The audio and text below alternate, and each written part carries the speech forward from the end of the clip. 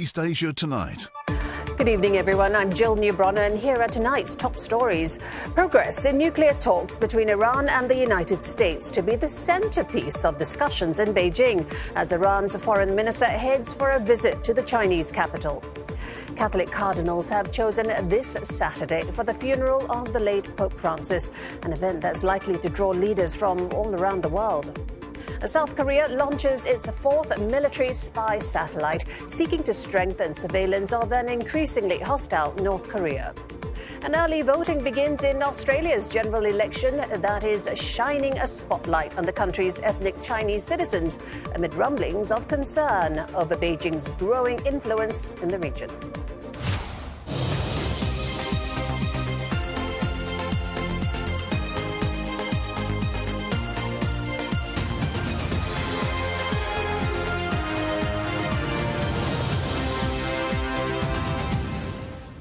Also tonight, Puan Noor Aishah, wife of Singapore's first president, Yusof Ishak, has died at the age of 91. She was a prominent figure of Singapore's early history, contributing to the nation's growth in ways that went beyond the public eye.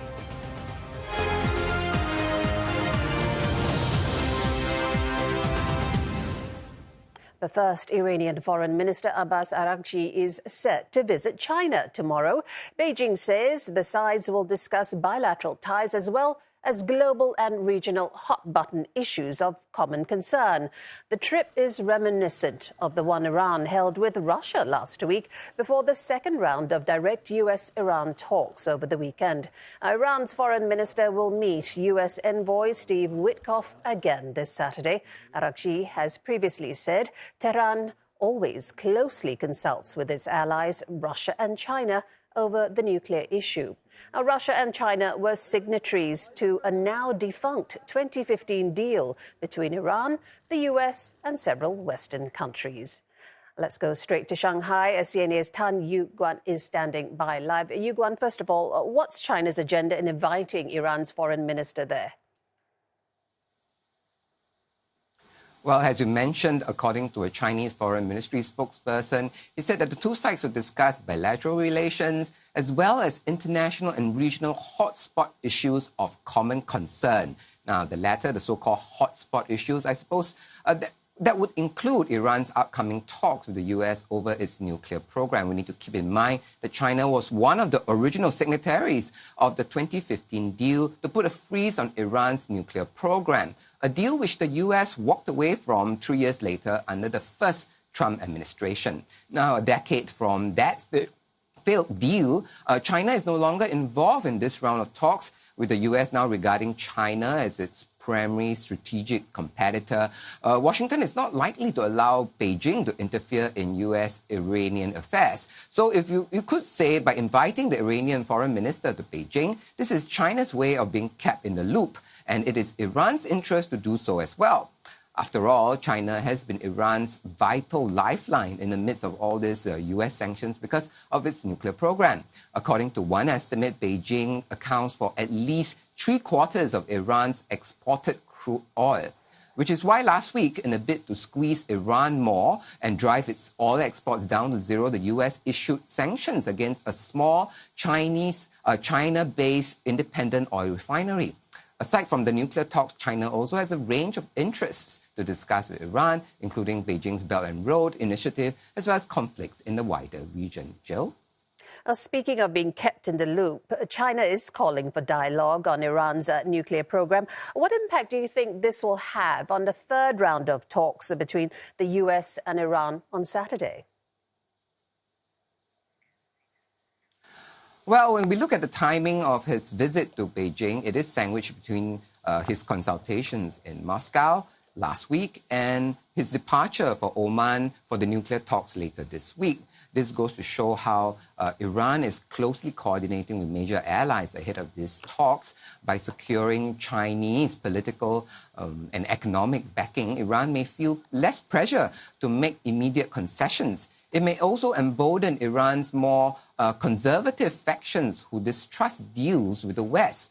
Still, some watchers say it is not in China's interest to upset any potential for a US-Iranian deal. Stability in the oil markets is good for the Chinese economy, already taking blows from US tariffs. Besides, even with a deal with the US, Iran is unlikely to abandon China, and this would only create more barrier-free opportunities for economic cooperation. After all, due to the current international sanctions on Iran, many capable Chinese companies are reluctant to openly engage with Iran, thereby denying them of a potential market for their goods and services. Jill? CNA's Tan Yu Guan live from Shanghai. Thank you. Now, China says it has dispatched a team to Myanmar to monitor the ceasefire between the country's military government and a rebel minority ethnic group. The truce with the Myanmar National Democratic Alliance Army was brokered by Beijing in January. 中方于近日派出停火监督组赴缅甸腊戍，监督缅军和果敢同盟军停火，见证腊戍城区平稳 顺利交接。 Meanwhile, a separate nationwide ceasefire declared by Myanmar's military government after last month's devastating earthquake has been extended today. Aid groups and international mediators have called for an extension that has come through, and that's to ease relief efforts in the aftermath of the disaster that killed more than 3,700 people and left more than 60,000 homeless. The UN says around 2 million people in Myanmar are in critical need of assistance and protection in the wake of the earthquake. Now, a day on from Pope Francis's death, the date and time has been set for his funeral, and that will take place on Saturday at 10 a.m. local time. His cause of death was announced to be a stroke and irreversible heart failure. Tributes continue to pour in. China has offered its condolences over Pope Francis's death, highlighting that both nations maintain constructive contact under the pontiff's leadership. 中方对方济各教皇去世表示哀悼。近年来，中国和梵蒂冈保持建设性接触，开展了有益的交往。中方愿同梵方共同努力。 推动中梵关系持续改善。 South Korea's acting President Han Duck-soo paid tribute to the late pontiff during a visit to a memorial altar at a cathedral in central Seoul. He praised Pope Francis for leaving behind a profound spiritual legacy and a lasting heritage of faith. Now, we're looking at live pictures here as Catholics around the world are also mourning the loss of the pontiff, with masses planned across the world in his honour. Many parts of the world are also flying flags at half-mast.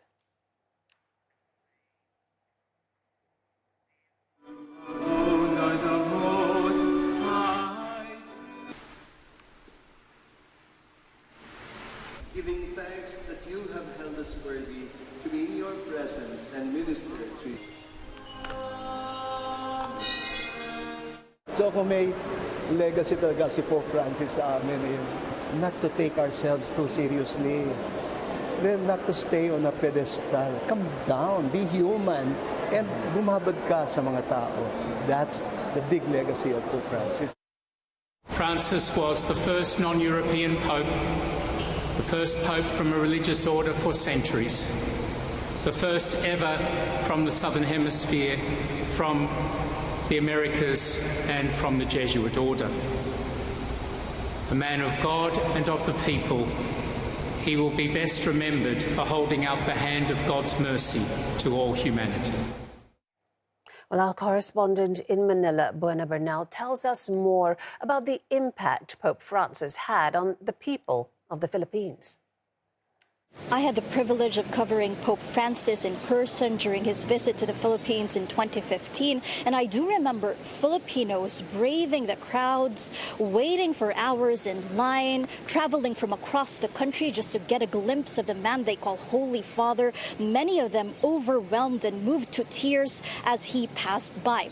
The Catholic Bishops' Conference of the Philippines, or CBCP President Cardinal Pablo Virgilio David, says that the late Pope Francis taught Filipinos that the heartbeat of the gospel beats strongly when there is poverty and exclusion, and of course the self-rated poverty of Filipinos, according to a March 2025 survey by polling firm Social Weather Stations, is at 52% higher than the 46% a year ago. We're here at the Manila Cathedral, where a mass is being held for the eternal repose of the late Pope Francis, who Archbishop of Manila Cardinal Jose Advincula said taught Filipinos how the gospel is being witnessed with joy in a world that he said was marred by calamity and despair. Now, I also remember Pope Francis living up to his name as a Pope of surprises during his encounter with the young people here in Manila, where he taught young people to learn how to love, not just to accumulate information, he said, but through that love, let that information bear fruit. CBCP President Cardinal David also highlighting Pope Francis tagging overseas Filipinos as quote-unquote smugglers of faith. The Philippines, of course, having a huge diaspora of over 10 million Filipinos worldwide. And finally, he hailed Pope Francis's role as a bridge builder. As a reformist, Pope Francis commanded respect from across all walks of life, from across a spectrum of spiritual beliefs, believers and non-believers alike, because of how he highlighted the role of the church to care for the wounded, so to speak. Well, let's go live now to Rome, where John Bevir is standing by. John, first of all, describe the atmosphere where you are and also the upcoming funeral procession on Saturday. What can we expect? Well, I think the atmosphere here is definitely one of sadness, and I think still prevailing shock as well. Shock because, of course, Pope Francis appeared on the balcony of the Vatican just behind me on Sunday as part of the Easter services. And then, of course, his death was announced on Monday morning, local time. In terms of what we expect to see in the coming days ahead of his funeral, which has been announced will take place on Saturday morning, well, we are seeing a huge number of people starting to arrive in Rome and at Vatican City, all keen to pay their respects. Of course, as well as this being a moment of sadness and reflection and looking at the life and work of Pope Francis, for the authorities here in Rome and in Vatican City, it's a huge logistical and security operation now as well. We are expecting hundreds of thousands of people to attend, and dozens of world leaders as well. So this is an incredibly complex arrangement for those trying to run this event. Of course, all culminating in that funeral, as I say, which is set to take place on Saturday. And very soon, succession questions will come to the fore. Who might be some of the potential candidates that have been put forward to succeed Pope Francis? Yeah, we have had plenty of people wondering whether there will be another pope from outside the usual geographical area. The vast majority of popes have been Italian, and if not Italian, then European. Pope Francis, of course, was born in Argentina, the first pope from the Southern Hemisphere. A lot of people wondering whether the next pope might be African or possibly Asian. Critics of the Vatican have said that for too long it has been very European-centric, and choosing a pope from elsewhere would be a way to address that. We've just heard, of course, there from the Philippines and the Philippine Cardinal Luis Antonio Tagle. He is the 67-year-old former Archbishop of Manila. He is seen as one of the potential candidates if they chose to elect somebody not, as I say, traditionally from Europe. So could we see an Asian pope? Well, we will have to wait and see. In terms of the conclave that is formed by the cardinals who will make that decision. All of that will get underway, but only after the funeral takes place. We are now currently in 9 days of official mourning here, so all of that will happen before they decide on the new pope. Appreciate that report live from Rome. John Bevir there. Now, you can head over to CNA.Asia or CNA mobile app, because that's where you're going to read about the people who could be in the running to succeed. And you heard John mention there Pope Francis, among them Philippine Cardinal Luis Antonio Tagle. Coming up on East to Asia tonight, the U.S. announces its intention to impose tariffs of up to 3,521% on solar panels from Southeast Asia. That's a move aimed at countering alleged Chinese subsidies and dumping in the sector. And Japan's investment bank Nomura will acquire Macquarie Group's operations in the U.S. and Europe for $1.8 billion in its biggest international expansion since 2008.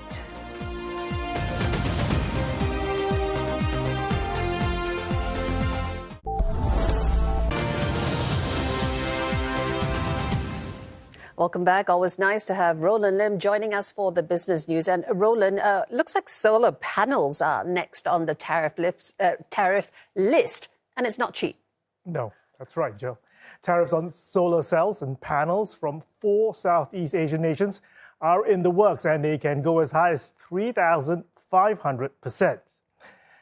The announcement follows a year-old trade case. The American Alliance for Solar Manufacturing Trade Committee, that's a group of manufacturers that had called the U.S. government to launch the investigation into Chinese companies flooding the market with unfairly cheap goods. The duties will target Cambodia, Malaysia, Thailand, and Vietnam, which provide the U.S. with a bulk of its panels. The U.S. investigations found that companies in these countries were receiving subsidies from the government of China. The tariffs will apply to shipments from some of the biggest producers, including China's Jinko Solar as well as Trina Solar. The countervailing and anti-dumping duties, as these tariffs are known, vary between companies and the countries their products are made in. Now, if imposed, the new duties come on top of the blanket 10% levy imposed by Trump since early April on products entering the U.S. from most trading partners. In recent years, many Chinese firms have moved operations to Southeast Asia in a bid to avoid tariffs imposed since the start of U.S. President Trump's first term. According to Bloomberg data, the U.S. imported nearly $13 billion in solar equipment last year from the 4 countries, which represented about 77% of total imports. Shares of Chinese solar manufacturers with factories in Southeast Asia taking a hit. Jinko Solar was assessed duties of about 245% for exports from Vietnam and 40% for exports from Malaysia. Now, Trina Solar in Thailand faces levies of 375% and more than 200% from Vietnam. JA Solar also trading lower there. Stocks in Hong Kong, Shanghai held on to gains, closing in the green as investors weighed the additional blow to yet another Chinese sector. Shares in China hitting 2-week highs yesterday on Beijing's efforts to stabilize markets, but shares in Shenzhen edging lower today. Kai Wang, a Asia equity market strategist for Morningstar, tells us what Beijing could do to prop up the markets amid an uncertain trade landscape.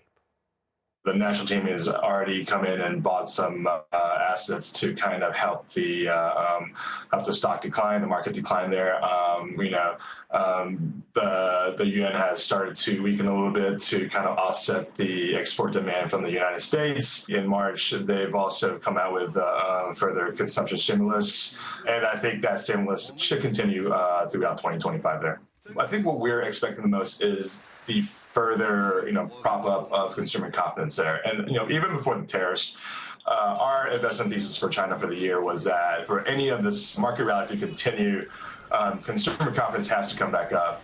And that remains the most important tailwind that for us in terms of on the non-tariff side there. So, anything that they want to do to offset the tariffs and the uncertainty has to be met with continued recovery of consumer confidence there. Trump 1.0 was more directly targeted at China, whereas 2.0 is more on a global scale here. Some of the other countries may not be as well prepared to deal with a global tariff, global trade war as China, given that they've already kind of went through this, during Trump's first administration. China's auto market got off to a strong start in the first quarter of the year. Sales rose 16% on year, with the country exporting 570,000 units in March alone. The strong data comes amid global trade headwinds and as China's automakers gear up for the Shanghai Auto Show that opens tomorrow. Major Chinese EV makers have begun unveiling their latest electric car lineup. They have achieved remarkable success due to a combination of government backing, cutting-edge tech, cost advantages, and aggressive globalization. China is the world's largest EV market, accounting for nearly 60% of the global EV sales in 2023. Companies like BYD, NIO, XPeng, and Zeekr have seen explosive growth. In the fourth quarter of 2023, BYD surpassed Tesla to become the world's top-selling EV maker. At home, Chinese brands account for the majority of the domestic sales, from 80% to 85%.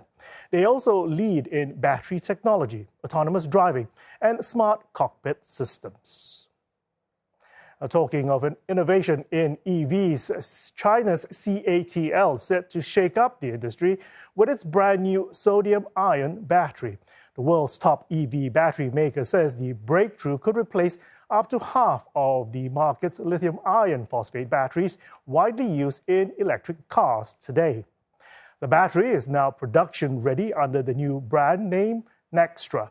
Production starts in June, starting with smaller starter batteries for heavy goods vehicles. These are specifically designed to perform well in cold weather. Larger batteries designed for electric and hybrid cars will roll out by December.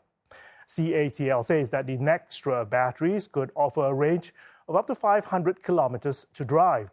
Sodium-ion batteries are emerging as a cheaper alternative to traditional lithium-ion packs. CATL was the first major battery maker to launch one back in 2021, and the company now powers over a third of all EVs sold globally.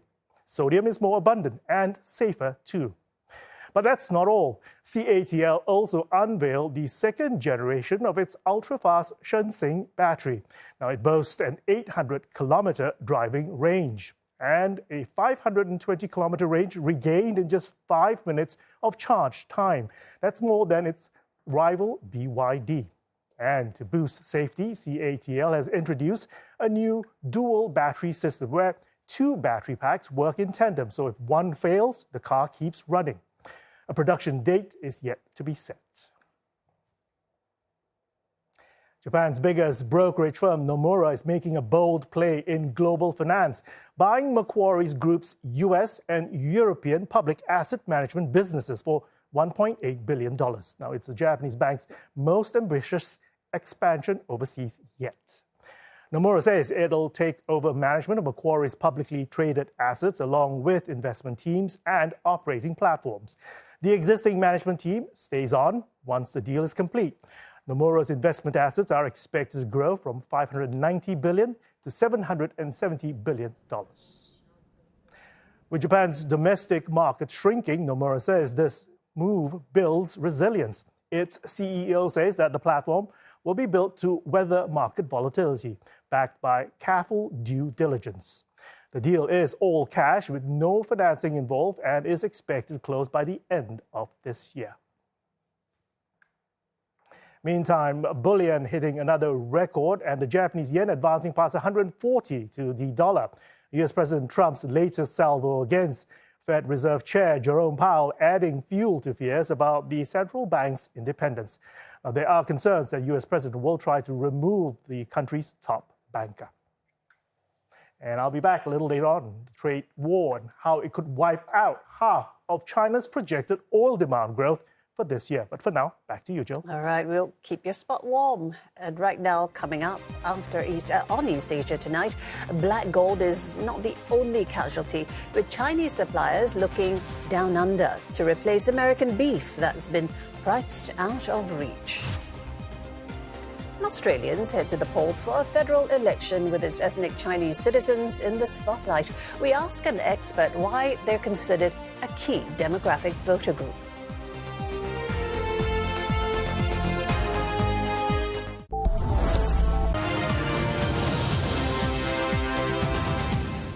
You're with East Asia tonight, and here are the headlines we're following. Iran's top diplomat to visit China tomorrow. Beijing says it will discuss bilateral ties with Tehran as well as global and regional hot-button issues of common concern. The funeral of Pope Francis has been set for Saturday as tributes continue to pour in for the first Argentine pontiff, known for being a voice for the poor and the forgotten. And a South Korean spy satellite now in orbit around Earth, boosting surveillance capabilities, Seoul says, is aimed at North Korea. Now, millions of Australians are set to cast their ballots early in the lead-up to the federal election. That's on the 3rd of May. Hundreds of voting stations opened all across the country today.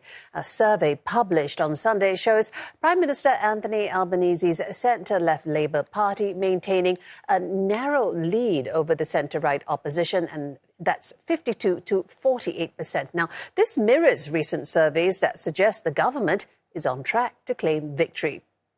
Opposition Liberal Party leader Peter Dutton was forced to abandon a policy that would see the federal government workers go back to the office full-time. Now, that policy would have cut tens of thousands of public sector jobs. The policy was seen as taking inspiration from US President Donald Trump and his Department of Government Efficiency, headed by Elon Musk. Now, when it comes to the various ethnic groups, major parties are paying close attention to the Chinese-Australian vote. At the last election, the swing against the Liberals in electorates with a high concentration of Chinese Australians was almost twice that of other seats. A public broadcaster, ABC, says these voters are mostly concerned about the cost of living crisis, education, health and aged care. First-generation migrants also reportedly care about Australia's relationship with China. Our ties have been recently tense. In February, the Chinese Navy conducted unprecedented live-fire drills in the Tasman Sea, causing 49 domestic passenger flights to be diverted. Beijing said it gave sufficient warning, but Australian authorities raised concerns, saying it fell short of best practice. Prime Minister Albanese recently also declared the country will reclaim control of Port Darwin, saying it should be in Australian hands. Now, the Northern Territory government originally approved the 99-year lease of the port to Chinese firm Landbridge Group in 2015. But security fears have since grown after reports that the operator was facing financial difficulties and as Beijing steps up its military presence in the region. Chinese state media has hit back, calling out Australia for overstretching the concept of national security. The Electoral Commission says in total, some 18 million Australians, a record number, are registered to vote this year. It expects around half of them to submit their ballots in advance, either by post or in person, similar to 2022. Well, let's get more now. We bring in Dr. Diane Hu, Research Fellow, Centre for Contemporary Chinese Studies at the University of Melbourne. Dr. Hu, a very warm welcome. First, tell me, why are Chinese Australian voters so key to this election, and how impactful do you think their vote might be? This is actually a more recent story. So, as discussed just now, for years, the Chinese were seen as a good, quiet, assimilated model minority. But really, in 2022, when relations with China were so bad, and the environment in Australia became so toxic and even racist. So that's when they found that some Chinese Australians voted to Labor, and they swinged away from the Liberal Party, who seemed to hold a more strong stance against China.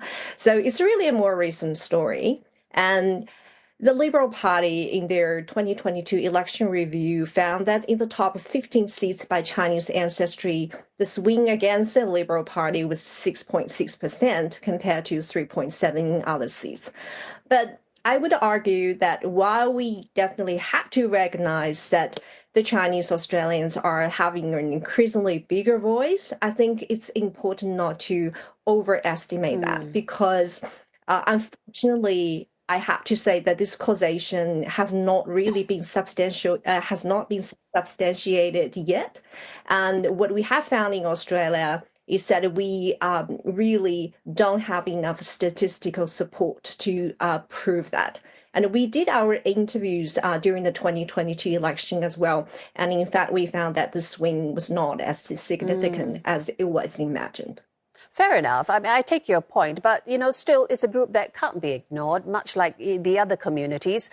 For them, the key topics that interest them include what we talked about earlier: cost of living, shortage of affordable housing, and relations with Beijing.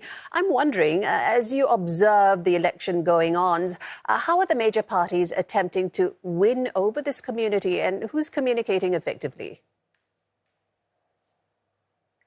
You're definitely right. I mean, Australian federal elections are never about China.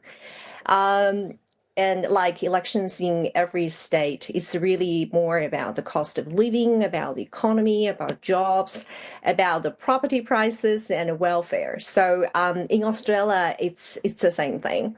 And we have recently, for example, found that the Liberal Party have learned their lesson in 2022 and pivoted to the Chinese voters. And for example, in February, during the Lunar New Year celebration in Box Hill, which is a very Chinese concentrated community in Melbourne. So that was attended really by both Prime Minister, and actually Albanese and Penny Wong were in Box Hill this afternoon. So definitely, both were doing that. But I would argue that, again, as you said, this election is about leadership. It's about who's going to lead Australia to better life in the next 3 years.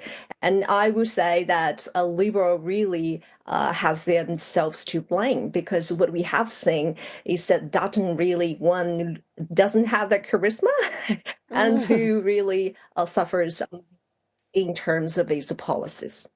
All right. Now, the Australian Chinese voters, they do care quite deeply about, first generation, they care deeply about Australia-China relations. However, Australia has had, a rather bumpy ride when it comes to relations with China. Plus, now you've got the US encouraging a more aggressive stance towards China. So how does Australia balance these economic and political pressure points right now? I think it would really, we need to wait to see which party would just go into office in the coming election. And if it's Labor, I would argue that Labor would definitely continue with a pragmatic turn in China policy since 2022. So it's really less megaphone diplomacy, and it will continue to try to benefit from the trade relations with China as much as possible, while at the same time diversifying into other markets. But I would, again, like to stress that it doesn't mean that Labor is pro-China. Labor, in fact, has continued to strengthen Australia's ties with like-minded countries. So we've seen the Five Eyes, we've seen AUKUS and everything. So with the Liberal, it's very possible that Liberal may go to a less pragmatic style of diplomacy, particularly when you consider the style of leadership of Peter Dutton. Well, you say that their approach might, it depends on who comes to power, and you just elaborated on that. But when it comes to this reclaiming a strategic Chinese-owned port in Australia's Northern Territory for security purposes, they're both on the same side when it comes to that. Can you tell us why it's such a controversial issue and how it could play out in the elections? You're definitely right. I think Darwin Port, the one that you just mentioned, is a great example to show that Australian parties are converging. They have converging policies when it comes to China. That now that we are seeing that Australia is continues to be entangled in this big power rivalry between the most powerful states in the world. And Darwin Port is an interesting example. It's actually on a 99-year lease with a Chinese company. And as discussed earlier, it was signed in 2015. And actually, the Liberal Party reviewed it twice in 2015 and 2021, and Labour reviewed in 2023. So I would argue that having this in the profile, having this in the spotlight right now is really more about tactics of the parties in the election campaign. And then again, I would say that no matter which party goes to power, very possibly we're going to see another round of review. Yeah, all right. Well, good to have you with us. Thank you so much, Dr. Diane Hu. She's from the University of Melbourne. Now, South Korea says it has successfully launched its fourth military spy satellite as the country seeks to strengthen its surveillance capabilities on North Korea. 5, 4, 3, 2, 1, ignition, engines full power, and liftoff. The satellite was carried on board a SpaceX Falcon 9 rocket, blasting off from the Cape Canaveral Space Force Station in Florida at 8:48 p.m. local time. Seoul launched its first spy satellite back in December 2023, a month after Pyongyang launched its first spy satellite, the Manli-Gyeong-1. Now, Seoul says it aims to launch its fifth satellite later this year, adding that once all 5 are in orbit, it will be able to monitor North Korea every 2 hours. US beef is one of thousands of casualties in the trade war between the world's top 2 economies. Prices of American brisket in China rose by nearly 50% between last May and March, before skyrocketing further after the tariffs. Now, this restaurant in the Chinese capital is turning to Australia's cheaper meat option to fill the gap. The US-China trade war means American beef, the star of the menu at this Texas-style smokehouse in Beijing, will soon be off the table. US beef is an unaffordable option after Beijing's 125% retaliatory tariffs on top of an existing 22%. Come May, diners at Home Plate BBQ will be tucking into beef ribs, brisket and sausages, still done in the style of the American South, but mostly sourced from Australia. Operations Director Charles de Palet says the switch to brisket from Down Under is 40% cheaper than continuing to buy American. Once we deplete our stocks of that, we'll be switching fully over to Australian M5. We're pretty happy with it. We still think it's the same taste and quality and flavour, but we've had to switch just due to market pressures and the tariffs. Stocks are low in China and the prices have doubled. Pork isn't exempt either. He says their ribs will soon come from Canada. Even before the trade war began, American beef was expensive, partly because of shortages caused by years of dry weather. Those higher prices were already hard to swallow for consumers in China's weak economy. Local university student Yan says he eats imported beef once every few months because the taste is so good. So he doesn't mind forking out the extra cost once in a while just to experience it. He also says that great flavor is an exclusive to the US, and he's happy to try beef from anywhere. Home Plate BBQ's experience is being repeated across Beijing's restaurants. That's according to a beef supplier based in the capital who spoke anonymously because of the sensitivity of discussing tariffs. While the $125 million worth of beef the U.S. sends to China every month is a sliver of trade between the two sides, its disappearance in China is a glimpse of what's to come for other goods. A senior economist at the Economist Intelligence Unit says China seems to be lowering its dependence on U.S. exporters. I think there's an additional layer, which is China is intentionally hitting the U.S. farming sector, which means that U.S. farmers will be very difficult to find an exemption from China. Yeah, so I think essentially the beef trade will be blocked. Yeah, and I mean Chinese importers or U.S. exporters need to find something alternative markets. He estimates across the board 80% of U.S.-China trade is being hit by mutual tariffs. And he says that will only deepen the decoupling between China and the U.S. in terms of trade. Coming up on East Asia tonight, an independent research and energy intelligence company warns the U.S.-China trade war threatens to halve China's oil demand growth for this year. And Singapore mourns the death of Puan Noor Aishah. Prime Minister Lawrence Wong says the kindness and service of the former First Lady touched countless lives.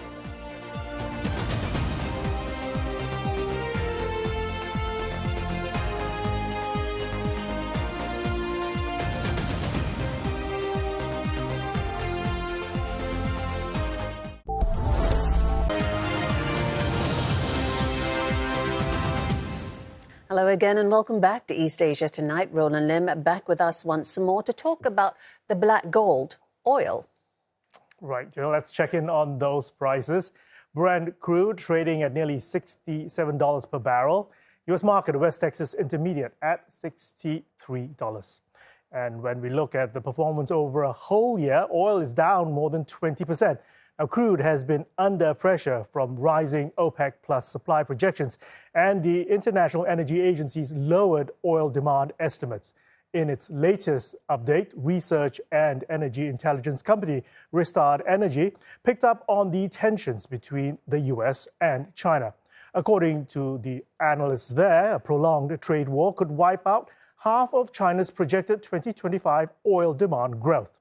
Now, earlier, I spoke with Mukesh Shahdev. He is Senior VP, Global Head Commodity Markets from Rystad Energy, to get his take on the trajectory of oil.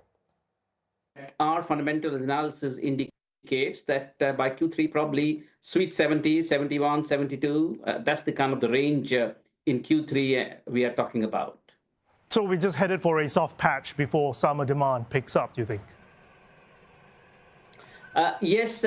I would say that, there has been a lot of focus, Roland, on year-on-year numbers, and everybody picks up those numbers and talks about demand growth, recession risk, less than 1 million barrels per day, supply growth between the non-OPEC and the OPEC, much more than the demand growth. So there is a lot of talk around bearishness. But what I would say is that, and this is something we have been consistently talking about, is that let's watch the market fundamentals from where we are now in April to August. The demand will certainly grow, seasonal demand. The crude call on crude from the refineries, which are going to be hungry from the crude after the maintenance, will be much higher than what OPEC and non-OPEC can bring. And that's why the OPEC decided to bring some barrels in May. So from here to August, I guess there is a bullish bias in our assessment. And that's a wrap of business. Joe. All right, thanks for that, Roland. Now, Puan Noor Aishah, wife of Singapore's first president, Yusof Ishak, has died at the age of 91. She will be remembered as a devoted wife, mother and prominent figure in Singapore's early history, contributing to the nation's growth in ways that went beyond the public eye. The Prime Minister's office says she will receive a state-assisted funeral to recognise the contributions towards social initiatives in Singapore. The PM's office says she was a woman of grace and dignity. She played an integral role in the early years of Singapore's independence, supporting her husband through his presidency. And it says contributions to the nation and her quiet presence were deeply valued by all who knew her. One of Puan Noor Aishah's last public appearances was in 2023 at a kabaya exhibition celebrating the history of the garment. During the event, she donated 2 of her own kabayas to be displayed. In 2017, at the launch of her memoir, she shared her personal journey and reflections on her life alongside the nation's history. Her words provided a rare and insightful glimpse into her life and the significant role she played in shaping Singapore's development. During the launch, then Prime Minister Lee Hsien Loong gave a speech highlighting Puan Noor Aishah's quiet yet profound influence on the nation's growth. He also acknowledged her enduring support and pivotal contributions. A memorable moment occurred during the 2014 National Day rally when Mr. Lee honoured her late husband, Yusof Ishak, Singapore's first president, drawing thunderous applause from those in attendance. Puan Noor Aishah, kami terhutang budi kepada suami anda atas segala sumbangan dan pengorbanannya kepada negara. Terima kasih.